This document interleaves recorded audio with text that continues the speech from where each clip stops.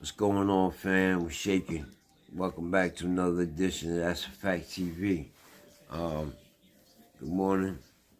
Hope everybody out there is feeling good. I'm feeling blessed. Every morning I wake up and and I'm breathing. I feel blessed because it's another day where I can make it happen.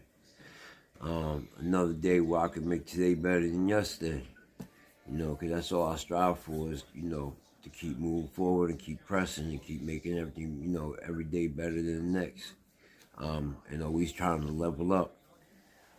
Today's story, I'm gonna tell you a quick story. I was locked up with Assata Shakur's co-defendant. Assata Shakur was Tupac's aunt, and her and a couple other members of the BLA, which was the Black Liberation Army in the 70s, got stopped on the New Jersey Turnpike, and they shot it out with some state troopers and killed state trooper.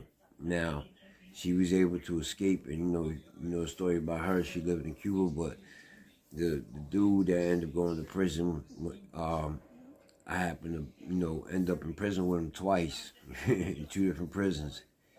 And in 2007, I get down Southern State Prison, and there was this guy on my wing, because they're like trailers, and there was this guy on my wing that was like the A-man, like for the whole unit. Like, he just came out, did what he want, used to buff the floors and stuff. And when I started talking to my people that I've been down there, they were like, yo, that dude, the old head on your wing that's quiet, don't talk to nobody, that's Tupac's aunt's co-defendant. That's Assata Shakur's co-defendant, that blah, blah, blah. And they're like, his name is Muhammad. They call him Muhammad. So, and, they was telling me stories about him because in 1996, they had killed, a CO had got killed in Bayside Prison, New Jersey. He got killed because he had moved, a guy had his lover, his monkey was his lover. And the CO found out about it, so he moved the boy out the room.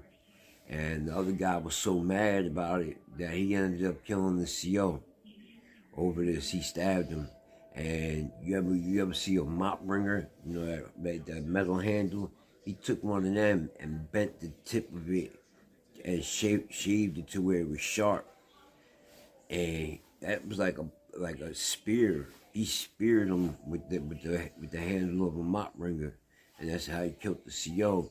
So after that happened, anybody, they were beating up mad inmates. They were taking inmates, making them strip naked, putting them in the yard, leaving them out there for like hours. They were mad because the CO had got killed.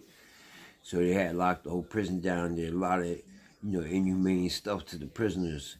Now, Muhammad, who was Assata Shakur's co-defendant, he was a paralegal, always worked in the law library, and he had sued them and got over $1 million behind this because he had got beat up pretty bad during the situation. And the reason why I come to find out he got beat up pretty bad because he also messed around with boys, and the police were targeting people like that, being that's the reason why the CO got stabbed. So I'm around this dude in 07. I'm on the tail with him, so my people put me on to it. Like, yo, bro, like that dude that's on your unit, like that's Assata Shakur's co-defendant. Like, and I was like, oh shit, like whatever. But then I started seeing like nobody told me that he messed with boys at the time. I just, from walking around, I only had a couple months up to max out. That's the reason why they had sent me to Southern State. Southern State's for people that's short, long timers that got a lot of time in, and they've been out of trouble for so long that they get the privilege of going there because it was a pretty open jail at the time. They had lectures they call right out. You could just go out and just walk the whole track to all the other units or whatever, and everybody pretty much congregated out there on that track. And so he had, but he used to stay quiet. But I always used to see him hanging with them boys. So I put my two and two together and realized like, oh, he messed with them boys. But that was why he had got beat up real bad down when the officer got killed because over there, guy killing him over his lover. So he ended up suing, getting over $1 million. So that's how he used to attract young dudes and, do his thing. But I was only down there for like 2 months with him, and then I had maxed out and went home. Now, I go back down in prison in 2015. I had caught a case for distribution, and I was out on bail for over a year, and finally, you know, me and my wife decided that was best that I take the time that that we had got it down to the lowest offer I can get, and I was like, damn, I'm gonna take this case and I'm gonna go handle my time. It just bothered me because at this point in my life, like I was getting money, but I was leveling up, also starting to like get more mature and starting to leave the street stuff alone and starting to worry more about my family. And like when you go to prison, like you gotta be a totally different person than you are when you're around your family. And like, when you get older, you start to realize like, damn, like I don't want to go back in this cage and have to be that person again. Like I don't want to have to be that person that, has to look over my shoulder, have my head on a swivel, especially because I chose to, be gang affiliated. You have to be a person that, that might have to hurt somebody. There's a chance you can go away for 3 years and you might not make it home. Like, that's just what comes with all this stuff. And knowing that, like, that was my main, like, struggle with going back. It wasn't going back and doing the little couple years. It was the struggle of going back knowing, like, damn, I have to go back and be this animal that I was when I was down in prison last time, because you can't go in there and be that regular person you are around your family. Like, and at that time of my life, I was, enjoying time with my family and doing, good things, but I still was 1 foot in, 1 foot out of the street. I was still getting money, and then so I caught the case, was out on bail, and then ended up taking the time. So my sentence date, I went in for sentencing. So I got sentenced, go down to prison. I get down Southwoods. Southwoods is a maximum security prison. So I get down Southwoods, it's a maximum security prison, and I go down there, and when I go on the unit, I see the dude Muhammad's on my unit, and he's out doing counts. So he's out, moving around. So I think he's like a tier worker because he's out doing whatever he wants. So it's just that he had movement, and he always had movement because that was that was his thing. Like he always was able to do whatever he wanted and make movements. But really, he worked down in medical. He was the medical runner. So like I go down there, and Muhammad's, I see Muhammad again. So I'm like, oh, there's this guy. But here, Muhammad was Assata Shakur's co-defendant. Like, so he always had that legacy that followed him every prison he went. But he was also known for messing with them boys. So as soon as I got down there, of course, I seen him, and the only time I would talk to him, though, is if I had legal questions, because he was a paralegal. So if I had some legal questions, whatever, I'd go ask him about some legal things or ask him to bring back some paperwork from the law library. But I never really messed with him too tight like that. And of course, when he was down there, he had young boys in his room, like, and he, because he would draw them in with that money. And then I even seen him pay off a young boy's gambling debt, $100-something gambling debt at the poker table. And then next thing you know, he moved the young boy in his room. So you already knew what was up with that.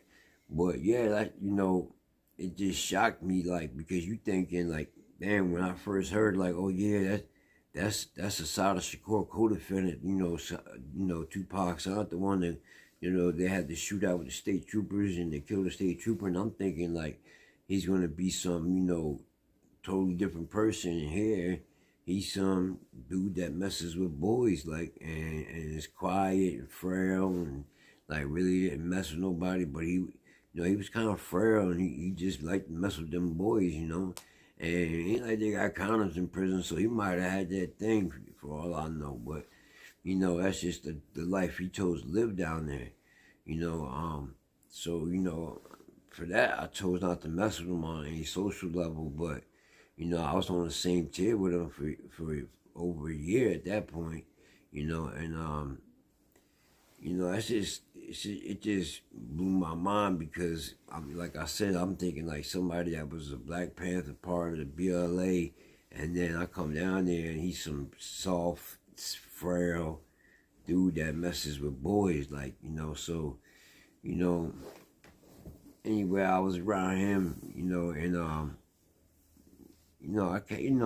I was around some other people. There was some other people down in prison because if you're famous and stuff, you could do your time in PC because they'll put you in PC, not against your will. But you can sign out of PC. It's called involuntary PC. But you can get out of there.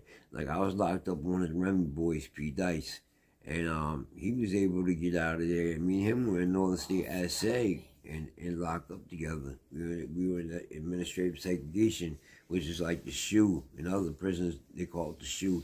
In Jersey, they call it Assay. And we was back in Northern State Assay for over a year.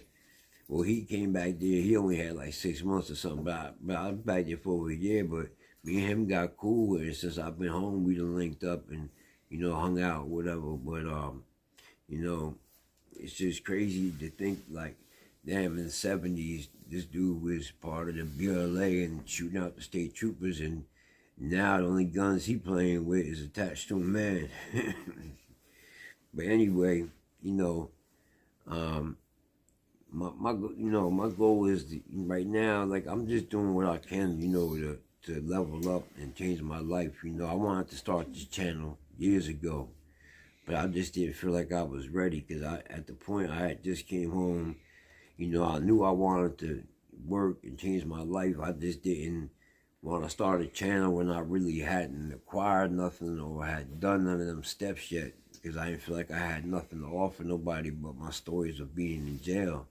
But, I want to, get on here and build with other people that's been incarcerated to where we could build a community of people that could help out other people that's been incarcerated, Like I came home, I took the messed up jobs, for bullshit money and put up with it to where I learned the skill. And then I went and took that skill and got another job for more money. And then while I was there, I would learn another skill and then move on to another job for more money to eventually to where I'm making decent money, but I've been through a lot of ups and downs since I've been home, and that just comes with it. But you gotta, stick and stay is what, is what works out. Like, everything ain't gonna come fast, And I'm just doing this channel because hopefully, I want to bring messages to people the message to the person that's been locked up that feel like, oh, I can't get a job because I've been locked up, or I can't be successful because I've been locked up.